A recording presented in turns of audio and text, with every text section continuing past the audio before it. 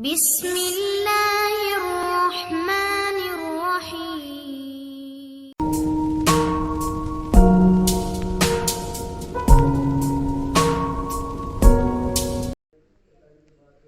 آج کا ایپیسوڈ ہے ایپیسوڈ 4۔ چلنے شروع کرتے ہیں۔ نہید کی امی نے مجھے دیکھ کر برا سا منہ بنایا اور امی کو تاکید کرتی ہوئی گھر سے نکل گئی۔ اے بہن آنا ضرور، ہم لوگ زیادہ عرصے تک ناراضگیاں پالنے کے شوقین نہیں ہیں۔ ان کے جانے کے بعد برا منہ بنانے کی باری امی کی تھی۔ نہید اور ماجد کی بات طے ہو گئی ہے، اپنی بیٹی کی منگنی کا پیغام دینے آئی تھی، یا شاید یہ جتانے کے لیے کہ تیری اس حرکت کے بعد بھی اس کی لاڈلی کے لیے محلے کے سب سے بڑے گھر سے رشتہ آیا ہے۔ تو نے تو ہمیں کہیں کا نہیں چھوڑا۔ پری ذات میں اماں کی بڑبڑاہٹ نظر انداز کرتا ہوا اوپر اپنے کمرے کی جانب بڑھ گیا۔ میں اچھی طرح جانتا تھا کہ ایک دن یہ ہونا تھا، مگر پھر بھی نہ جانے کیوں نہید کے رشتے کی خبر سن کر میرا دل بجھ سا گیا تھا۔ اگلے روز کالج میں ناساز نے میری یہ کیفیت بھانپ لی۔ کیا بات ہے پیارے، آج کچھ بوجھے سے دکھائی دے رہے ہو؟ میں نے قریب پڑا کنکر اٹھا کر دور تالاب کی طرف پھینکا۔ تو اس سے پہلے تم نے مجھے کب جلتے یا جگمگاتے دیکھا ہے؟ وہ میرے قریب آ کر بیٹھ گیا۔ جل تو رہے ہو اور بڑی شدت سے جل رہے ہو، مگر یہ جلن جگمگانے والی نہیں ہے، اندر ہی اندر راکھ کر دینے والی ہے۔ بتاؤ گے نہیں کب سے سلگ رہے ہو؟ میں نے اسے نہید والی ساری بات بتا دی۔ ناساز نے سن کر ایک سڈ سی آہ بھری۔ منزلیں اپنی جگہ، رستے اپنی جگہ، جب قدم ہی ساتھ نہ دے تو مسافر کیا کرے؟ پھر کسی بڑے بزرگ کی طرح بیٹھ کر مجھ سے عہد لینے لگا۔ مجھ سے ایک وعدہ کرو، آج کے بعد اپنے اندر لگی اس آگ کو کبھی بجھنے نہیں دو گے۔ یہ جنون بنا اس من کی ناز کہ صرف ایک سرد کھانے ایک بوجھ ہوتا ہے، اس لیے بندے کے اندر یہ سلگن سلگتی رہنی چاہیے۔ عام انسان سے بھی بڑے بڑے کارنامے کروا جاتی ہے یہ طرب، یہ جلن۔ عام طور پر آدمی گیلی تلی کی طرح ساری عمر سیلن سے بھری نم زندگی گزار دیتا ہے، مگر اس سے جلن کے لیے ماچس کی رگڑ میسر نہیں آتی۔ اس لڑکی سے ناکام محبت نے تمہیں وہی رگڑ فراہم کر دی ہے۔ اب جل گئے ہو تو خود بخود سمیٹو۔ اس وقت مجھے ناساز کی بات ٹھیک طرح سے سمجھ میں نہیں آئی، مگر اس نے ٹھیک ہی کہا تھا۔ جب مقدر میں آخرکار فنا ہونا ہی لکھا ہوتا ہے تو پھر یہ بجھ کر اور سلگ کر جینا کیسا؟ تیز بھڑکتے ہوئے شعلے کی طرح جل کر راکھ ہو جانے میں ہی مزہ ہے۔ میں بھی اس روز کے بعد کچھ ایسا جل کر میرے اندر سب کچھ بھسم ہو گیا، بس میں اور میری کتابیں، میری چھت اور آسمان پر رات کو چمکتے میرے دوست ستارے۔ یہی کچھ باقی رہ گیا تھا میری زندگی میں۔ اگلے سال کالج والوں نے رحم کھا کر ناساز کو سند دے ہی دی اور وہ اپنے گاؤں واپس جانے سے پہلے مجھ سے لپٹ کر رو پڑا، اپنا خیال رکھنا اور مجھے بھول مت جانا۔ میں بھیگی پلکوں کے ساتھ ریلوے اسٹیشن پر اس کی گاڑی کو چھوٹتے ہوئے دیکھ رہا اور بوجھل قدموں کے ساتھ گھر واپس آ گیا۔ کالج کے فائنل ایئر سے قبل ہی پہلے ابا پھر اماں یکے بعد دیگر چل بسے اور مجھے پہلی بار یتیمی کا احساس اس وقت ہوا جب بھائی بھابھیوں نے گھر کے زچے میں ہاتھ بٹانے کی حکم صادر کر دی۔ گھر کے خرچے میں ان سب کی خواہش یہ تھی کہ میں یونیورسٹی میں داخلے کا ارادہ ترک کر کے کہیں کلرک کی یا چپراسی کی سرکاری نوکری پکڑ کر تاہم ان کا بوجھ اپنے کاندھوں پر رکھ لوں، مگر میں نے کسی نہ کسی طرح انہیں قائل کر ہی لیا کہ کسی سرکاری نوکری کے ملتے ہی میں تعلیم کا سلسلہ ترک کر دوں گا۔ تب تک میں شام سے رات تک 3-4 ٹیوشن پڑھا کر گھر کا خرچہ بانٹ سکتا ہوں۔ میں اب وہ پہلے والا ناکام اور نالائق طالب علم نہیں رہا تھا۔ ناساز کی لگائی ہوئی آگ کی بھٹی میں تپ کر کندن ہو چکا تھا۔ کالج میں بھی فائنل میں میری تیسری پوزیشن آئی تھی۔ تعلیمی ادارے مجھے فخر سے اپنے ادبی پروگرام اور مشاعروں میں مدعون کرتے تھے۔ میرا نام ایک ابھرتے ہوئے نوجوان شاعر کے طور پر شہر کے گلی کوچوں میں پھیل رہا تھا۔ لوگ میری سوچ اور لفظوں کی مدح سرائی سے باز نہیں رہ پاتے تھے۔ ہاں، اگر کچھ نہیں بدلا تھا تو میری صورت دیکھتے ہی لوگوں کو وہ بے اختیار تاثر جیسے کوئی نہیں چھپا سکتا تھا۔ البتہ اب لوگوں کے رویے میں اتنی منافقت ضرور آ گئی تھی کہ بچپن میں وہ میرے منہ پر ہی ہنستے تھے، مگر اب بڑے ہونے کے بعد وہ کہہ کے میرے پلٹ جانے کے بعد ان کے حلق سے برآمد ہوتے ہیں۔ یونیورسٹی کے پہلے 2 ہفتوں میں بھی اردو ڈپارٹمنٹ کی راہداریوں میں یہ کہہ کے گونجتا رہا، جس کو میں اب عادی ہو چکا تھا۔ اپنے ڈپارٹمنٹ کی تعارفی کلاس میں جب مجھے لیکچر ہال کے ڈائس پر بلایا گیا تو آس پاس سے ہلکی ہلکی سرگوشیاں بلند ہونے لگیں۔ ارے یہ تو پری زاد ہے، آئے ہائے، سارا مزہ کرکرا کر دیا۔ شاعری تو غضب کی کرتا ہے مگر شخصیت توبہ توبہ، نہیں نہیں، یہ پری زاد نہیں ہو سکتا، یہ تو کسی فیکٹری کا فورمین لگتا ہے۔ میں یہ ساری سرگوشیوں اور فقرے سنتے ہوئے ان کے درمیان سے چلتا ہوا ڈائس پر آ گیا۔ کلاس پر ایک سکوت سا طاری ہو گیا۔ میں نے اپنا نام بتانے کے بعد کسی لمبی چوڑی تہمید کے بجائے صرف 2 مصرعے پر اکتفیت کی۔ قصے میری الفت کے جو مرقوم ہے سارے، آ دیکھ تیرے نام سے موسوم ہے سارے۔ شاید یہ ظرف ہے جو خاموش ہوں اب تک، ورنہ تو تیرے عیب بھی معلوم ہے سارے۔ سب جرم میری ذات سے منسوب ہے محسن، کیا میرے سوا اس شہر میں معصوم ہے سارے۔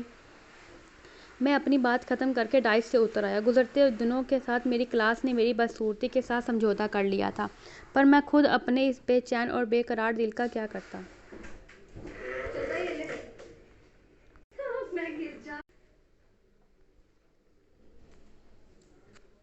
کبھی کبھی تو میرا من کرتا ہے کوئی تیز دھار خنجر لے کر اپنا سینہ چیر ڈالوں اور خود اپنے ہاتھوں سے اپنے یہ روگی دل نکال کر اس کے اتنے چھوٹے چھوٹے ٹکڑے کروں کہ پھر کبھی کوئی ٹکڑا سینے میں جڑنے نہ پائے۔ مگر پھر میرا صدا کا نادان دل مجھ سے سوال کرتا ہے کہ آخر اس کی خطا ہی کیا تھی؟ صرف اتنی کہ کوئی اسے بھی کبھی پیار بھری ایک نظر سے دیکھ لے، صرف ایک نظر، محبت سے بھری خلوص سے پڑھ، صرف ایک نظر جو صرف میرے لیے ہو۔ میرے دل میں ہوس یا بازاری پن کا کوئی کھوٹ نہیں تھا، میرا اس ایک نظر کے لیے ہر احساس پاک تھا۔ بس ایک لمحہ ہی مجھے ساری زندگی کے بدلے درکار تھا، بس ایک لمحہ جب کوئی مجھے اپنا مان لے۔ کیا یہ خواہش، یہ تمنا، یہ آس اسی قدر گرانی، مشکل یا ناممکن اور ناجائز تھی کہ میں اس کے اپنے اندر جاگ اٹھنے پر ساری زندگی خود کو ہی ملامت کرتا رہوں، خود کو مار ڈالوں؟ آخر یہ دنیا ایسی ہی ہر نظر خوبصورتی کے لیے کیوں بچھا رکھتی ہے؟ کیا مجھ جیسوں کے لیے قدرت کے کشکول میں ایسی ایک نظر کی بھیک بھی نہیں تھی؟ میرے بس میں ہوتا تو میں اس دنیا کے تمام خوبرو مردوں کو کسی دور سات سمندر پار جزیرے میں قید کر دیتا، یا کاش ہمارے ہاں دیگر فیشنوں کی طرح خوبصورت ماسک چہرے پر چڑھا کر باہر نکلنے کا رواج ہوتا تو میں اپنے لیے اس دنیا کا سب سے پیارا اور خوبصورت ماسک بنوا لیتا اور پھر کبھی اسے اپنے چہرے سے نہ اتارتا۔ اس روز بھی میں یونیورسٹی کی ایک سنسان راہداری سے گزرتے ہوئے کچھ ایسے ہی بے سر و پال خیالات کی یلغان کا شکار تھا کہ اچانک مجھے اپنے عقب میں کسی لڑکے کی آواز سنائی دی، مسٹر پری زاد۔ میں نے رک کر دیکھا، انگریزی ڈپارٹمنٹ کا ایک ہینڈسم لڑکا حسام اپنے 2-3 کلاس فیلو کے ساتھ میری جانب بڑھ رہا تھا۔ اس گروپ میں ایک شعلہ جوالا قسم کی لڑکی جینز اور کھلی شرٹ میں ملبوس ان کے ساتھ میرے قریب آ کر کھڑی ہو گئی۔ آپ اردو ڈپارٹمنٹ کے پری زاد ہیں نا؟ میرا نام حسام ہے، یہ باسط، اور یہ ہماری دوست لبنی ہے، ہم تینوں انگلش ڈپارٹمنٹ سے ہیں۔ جی فرمائیے، حسام کے بجائے لبنی بولی۔ دراصل ہمیں آپ کی مدد چاہیے، ہم شکسپیئر کا پلے اسٹیج پر پرفارم کرنا چاہتے ہیں، مگر ہمیں اجازت اس صورت میں ملی ہے کہ ڈرامے کا ایک شو اردو زبان میں ترجمے کے ساتھ بھی پیش کیا جائے۔ کیا آپ ہمارے لیے ڈرامے کا ترجمہ کر دیں گے؟ میں نے ان تینوں کے متجسم چہروں پر نظر ڈالی۔ کوشش کروں گا کہ ترجمہ کر پاؤں۔ ویسے کس ڈرامے کا ترجمہ کرنا ہے؟ وہ تینوں خوش ہو گئے اور بس جلدی سے بولے، اوتھیلو۔ ٹھیک ہے، آپ لوگ مجھے 3-4 دن کی مہلت دیں، میں ترجمہ کر کے آپ لوگوں کو اطلاع دے دوں گا۔ ان تینوں نے خوش ہو کر نعرہ لگایا، گریٹ! اور جاتے وقت تینوں نے مجھ سے ہاتھ ملایا۔ لبنی سے ہاتھ ملاتے وقت بڑی مشکل سے میں نے اپنے ہاتھ کی لرزش پر قابو پایا۔ تیسرے دن میں ترجمے کا پہلا ڈرافٹ لے کر انگلش ڈپارٹمنٹ میں حسام گروپ کی تلاش میں نکلا تو پتہ چلا کہ وہ سارا گروپ یونیورسٹی کے آڈیٹوریم میں ڈرامے کی ریہرسل کر رہے ہیں۔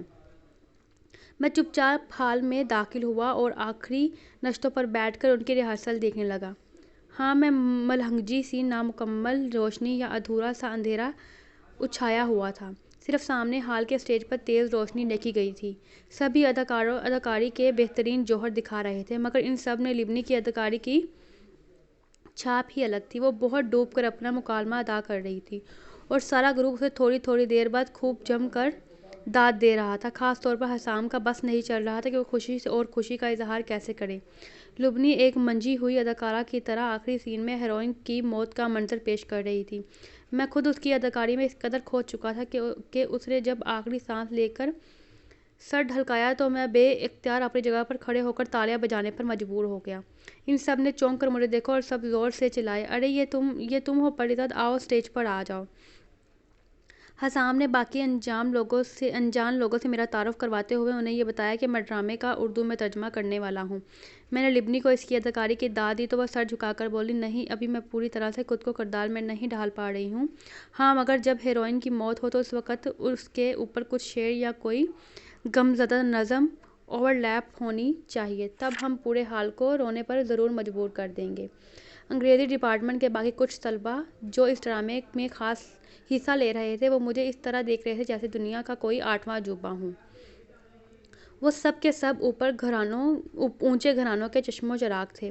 ان کے قیمتی لباس، کولون اور پرفیوم کی مہک، ہاتھوں میں پہنی قیمتی گھڑیاں اور بریسلیٹ، اور ایک جانب بے پرواہی سے پہنے گئے مہنگے بیگز اور جینز جیکٹس میری سادہ سفید شرٹ اور 5 سال پرانی گھسی ہوئی پتلون سے بالکل بھی میل نہیں کھا رہی تھی۔ دراصل عمارت کی اپنی ایک خاص چوکا چکن ہوتی ہے جیسے کسی تشریح کی ضرورت نہیں پڑتی، اور غربت 7 پردوں میں بھی چھپی ہو تو اس کی شناخت چھپائی نہیں چھپتی۔ لبنی کی کچھ انگریزی میڈم ٹائپ سہیلیوں نے اسے کہنے کونی مار کر کچھ کہا اور سب زور سے ہنس پڑی۔ لبنی نے مجھ سے نظر بچا کر ان سب کو انگریزی میں ڈانٹا اور اپنے رویے پر قابو پانے کی ہدایت کی۔ میں جانتا تھا کہ ان الٹرا ماڈرن لڑکیوں نے میرے بارے میں لبنی سے کیا سرگوشی کی ہے۔ میں نے لبنی کو بتایا کہ میں نے اوتھیلو کا ترجمہ کر لیا ہے، اگر وہ لوگ چاہیں تو کل سے ہی اردو ڈرامے کی ریہرسل شروع کر سکتے ہیں۔ حسام نے مجھے بھی ریہرسل دیکھنے کے لیے آنے کی درخواست کی تاکہ میں ان کے تلفظ کی جانچ بھی کر سکوں۔ زندگی کے دور میں ہم اردو میڈیم والوں کے پاس آخر میں صرف یہی ایک تلفظ ہی تو باقی رہ جاتا ہے، ورنہ کچھ بچتا تو صرف کمتری کا وہ احساس جو ہمیں ساری عمر قدم قدم پر اپنے کسی اور ہی سیارے کی مخلوق ہونے کا اداکار بنا دیتا ہے۔ رات کو جب میں کھلی چھت پر تاروں کی اوڑھنی کے نیچے لیٹا ڈرامے کے بارے میں سوچ رہا تھا تو مجھے لبنی کی بات یاد آئی کہ اگر لڑکی کی موت پر کوئی نظم پس منظر میں اس آخری سین کو بڑھے تو تاثر دوبالا ہو سکتا ہے۔ اوتھیلو کے اختیار میں ہیروئن کسی رقیب کی لگائی ہوئی شک کی آگ میں جھلس کر خود اپنے ہاتھوں سے ہیروئن کا گلا دبا کر مار دیتا ہے۔ پل بھر کی نفرت کا غلبہ ساری عمر کی محبت کو نگل جاتا ہے۔ مجھے یہ بات کبھی سمجھ نہیں آئی تھی کہ انسان کی برسوں کی محبت کا امرت گھڑی بھر میں نفرت کے کڑوے زہر میں کیسے تبدیل ہو جاتا ہے، یا پھر شاید محبت اور نفرت دراصل ایک ہی سکے کے 2 رخ ہوتے ہیں۔ جذبات کے بازاروں میں دونوں کا مول یکساں رہتا ہے، مگر جب کسی انسان کو دوسرے انسان سے نفرت ہو جاتی ہے تو وہ اس سے وابستہ چیزوں، جگہوں، یادوں اور دوسرے سے جڑے معمولات سے بھی کیوں نفرت کرنے لگ جاتے ہیں۔ جس راستے پر کبھی 2 پیار کرنے والے ایک ساتھ چلے جاتے تھے وہ راستہ کیوں ممنوع بن جاتا ہے۔ وہ ایک بینچ جہاں وہ کبھی ساتھ بیٹھے تھے، بارش میں گیلی سڑک کے کنارے کھڑا وہ گرم چائے والا جس کے ایک کپ میں ان دونوں نے ساتھ چائے پی تھی، وہ کتابوں کی پرانی دکان، پہلی ٹوٹی ہوئی چوڑی کا ٹکڑا، صفوں میں رکھا وہ سوکھا گلاب، پرفیوم کی خالی شیشی، اس کی دی ہوئی بچی وہ آدھی لپسٹک، ایک کھویا ہوا کف لنک، ایک ساتھ دیکھی ہوئی فلم کا ٹکٹ، وہ فٹ پاتھ پر بچھے پتے جس پر کبھی ساتھ جڑامت کی آواز سنی ہو، پرانا بس اسٹیشن، 23 نمبر کی وہ کھڑاس سی بس، درخت کے نیچے کھڑا وہ لیمو پانی والا۔ بھلا ان سب چیزوں کا ان کی بدلتی محبت اور نفرت میں ڈھلتی اس کڑواہٹ سے کیا تعلق؟ ہم اس ایک شخص کی نفرت میں ان سب یادوں، باتوں اور جگہوں کو کیوں شامل کر لیتے ہیں؟ انسان کتنا ظالم ہے کہ معصوم یادوں سے بھی انتقام لینے سے باز نہیں رہتا۔ ڈرامے والے دن ہال کھچا کھچ بڑا ہوا تھا اور ساری یونیورسٹی اوتھیلو کو اردو میں جملے بولتے دیکھنے کے لیے جمع تھی۔ ہیروئن کی آخری سانسیں نکلنے سے پہلے پس منظر میں میری نظم کے بول گونج اٹھتے تھے۔ سنو، تمہاری وفا پر گرچہ پورا یقین ہے، مگر بدلتی رتوں کے واروں کا کچھ بھروسہ نہیں۔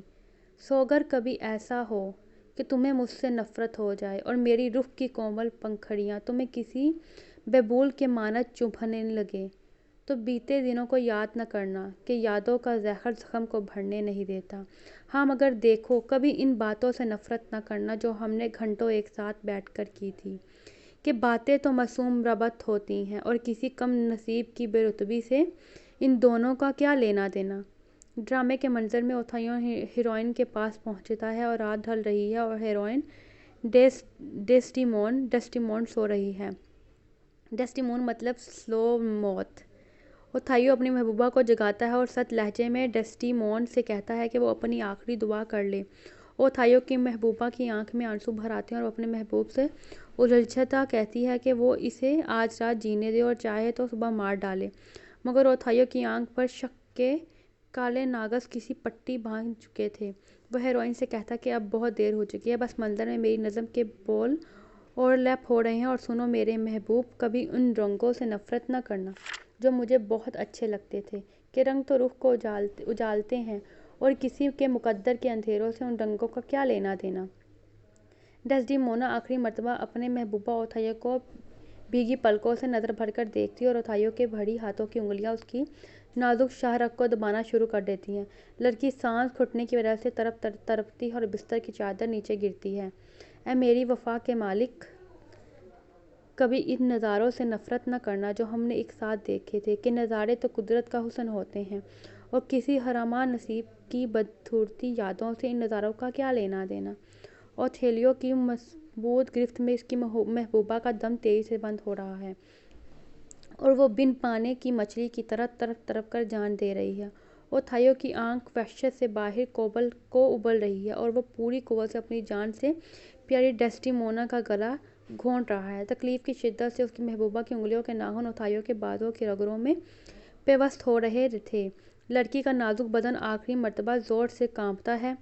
میرے ہم نفس، میری جان، بس مجھ سے اور صرف مجھ سے نفرت کرنا، کہ میری رخ کی سیاہی سے ہی یہ سارا سو اندھیرا ہے، میری بدصورتی سے ہی ہر رنگ پھیکا ہے، ہر منظر ویران ہے، ہر بات بے ربط اور چھوٹی ہے، ہر بے وفائی میرا نام ہے۔ سو بس مجھ سے ہی نفرت کرنا، کہ صرف میں اور فقط میں ہی تمہاری اس نفرت کے قابل ہوں۔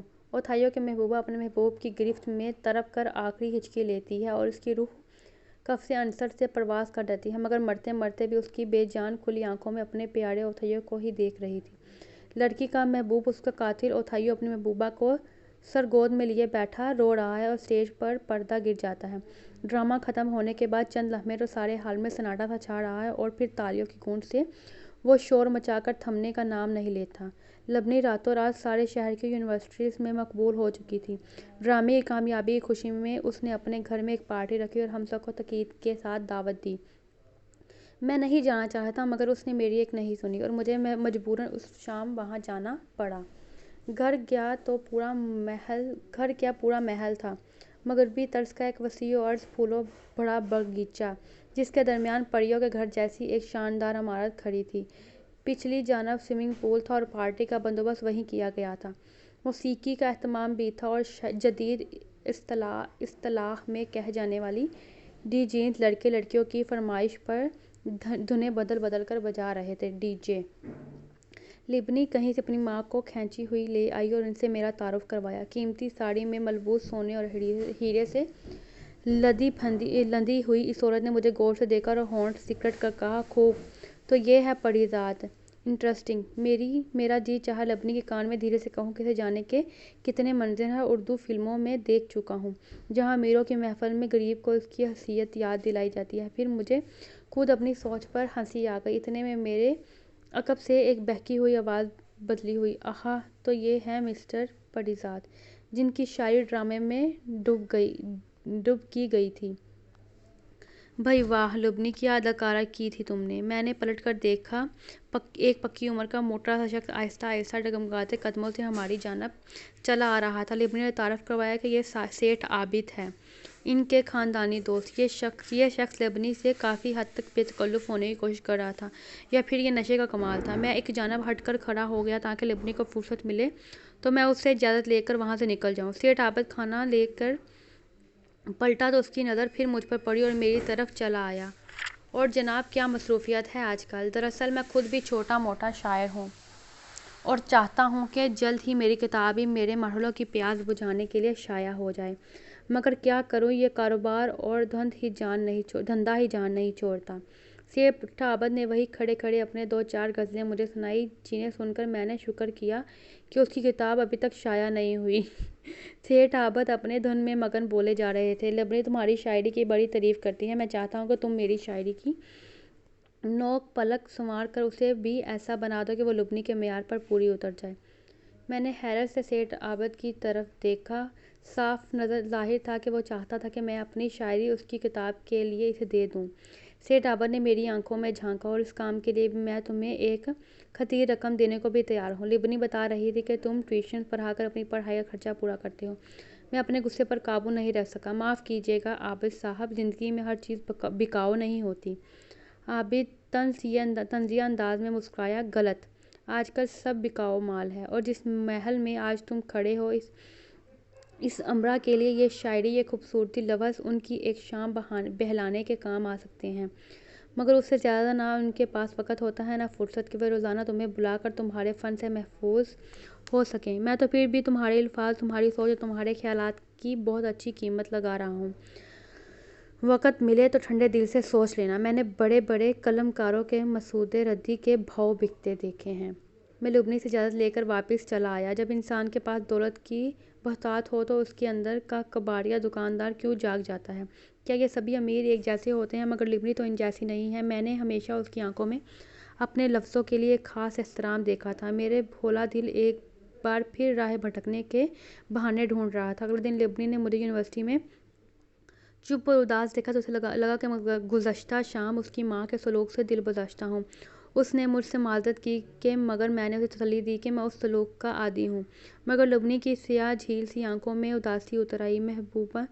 محبوب اس کا دل بہلانے کے لیے مجھے اردو فلموں والی مثال دھرنی پڑی کہ اس کی پارٹی میں آنے سے پہلے میں نے درجن پھر ایسی فلمیں دیکھ کر خود کو پہلے ہی ذہنی طور پر تیار کر لیا تھا۔